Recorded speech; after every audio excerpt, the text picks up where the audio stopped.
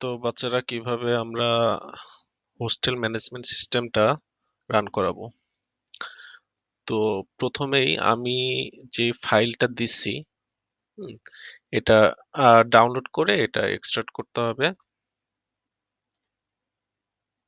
করলাম। হুম, করার পরে আমরা দেখতেছি এর ভিতরে কিছু ফোল্ডার আছে। ব্যাক করলাম।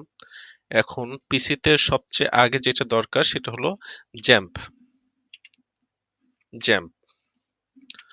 তো ডাউনলোড জ্যাম্প। এখানে এসে জ্যামটা ডাউনলোড করতে হবে উইন্ডোজের জন্য। যেটা লেটেস্ট সেটা ডাউনলোড করলেই হবে। এটা ডাউনলোড করার পরে এটা ওপেন করতে হবে, রান করতে হবে। তো আমার যেখানে জ্যাম্প কন্ট্রোল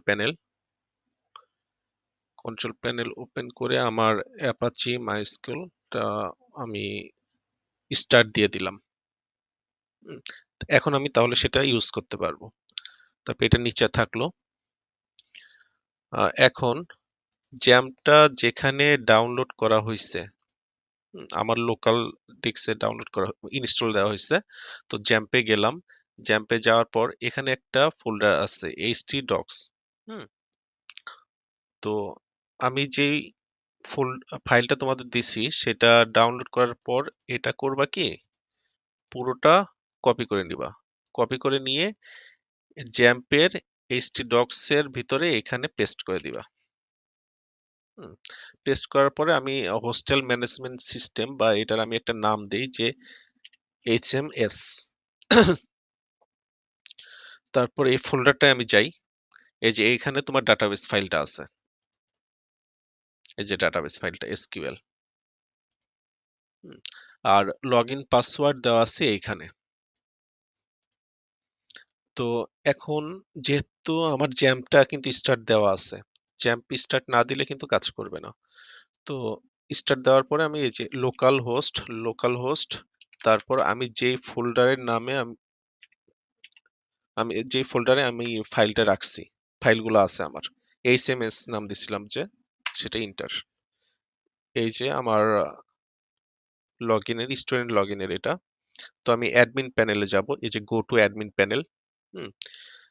এটা যাব। এটা লগইন করলাম। এটা কাজ করবে না। কেন কাজ করবে না? কারণ এখানে আমার ডাটাবেস নাই। তো আমার ডাটাবেসটা অ্যাড করতে হবে। ডাটাবেসটা আছে কোথায়? এই ফোল্ডারের ভিতরে এই যে ডাটাবেস ফাইল। গেলাম। তো ডাটাবেসটা আমি কিভাবে অ্যাড করব? সেজন্য আমার phpMyAdmin এ ঢুকতে হবে। তো localhost/phpMyAdmin, এখানে যাওয়ার পর এই যে ডাটাবেজের phpMyAdmin টা, এখানে আমি একটা ডাটাবেজে গেলাম। ডাটাবেজ আমার ক্রিয়েট করতে হবে, ক্রিয়েট ডাটাবেস। কি নামে ক্রিয়েট করতে হবে? এখানে ডাটাবেস ফাইলে ডাটাবেসটা যেই নামে আছে, রিনেম কপি করলাম, এখানে নামটা দিলাম, ক্রিয়েট। শুধু ক্রিয়েট করলে এখানে ডাটাবেসটা ক্রিয়েট হয়ে গেল, কিন্তু এখানে কিন্তু ডাটাবেসের ফাইলগুলো আসলো না। তো এই ফাইলগুলো আনার জন্য আমার ইম্পোর্ট চোজ ফোল্ডার, এখানে আমি যেখানে আমার ফাইলটা আছে ডাউনলোড, এই যে ডাটাবেস ফাইল, এখানে অ্যাড করলাম। তারপর গো। তো আমার ডাটাবেসের সব ফাইল টাইল অ্যাড হয়ে গেছে এখানে। এখন আমি আবার এখানে যাব অ্যাডমিন প্যানেলে। এখানে যে আমার যে ইউজার নেম পাসওয়ার্ডটা দেওয়া আছে, অ্যাডমিন পাসওয়ার্ড দেওয়া আছে এটা। তো অ্যাডমিন আমার দেওয়াই আছে পাসওয়ার্ড এটা, লগইন। এই যে আমার সুন্দর মতো রান হয়ে গেল।